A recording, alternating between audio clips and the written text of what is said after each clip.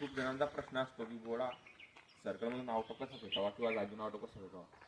तर त्याची simple trick आहे. घोडाला एक तर प्रॉपर झटका पाहिजे, प्रॉपर हाईट पाहिजे. ते बघा म्हणजे वायर लावलेली आहे हाईटसाठी. तर हाईट ना तो होतं, हाईटमुळे तो घोडा पुढे जाण्यास मदत करतो. आणि जागून फेकणे सोपी ट्रिक आहे.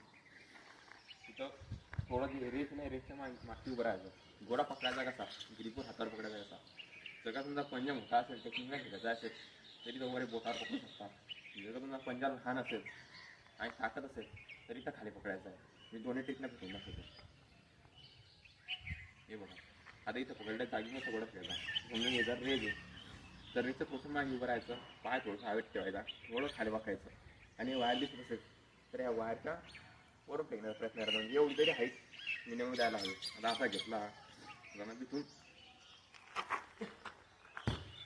सिंपल गेला आधी तीन बोटावरती पाहिली, आता खाली बा पंजावर ताकदनं गोळा कसा लोटायचा.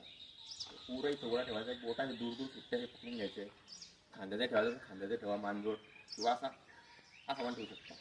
सेम तसंच थोडं मागे पाय घ्यायचा, थोडा हवेत खाली वाकून पण वरती.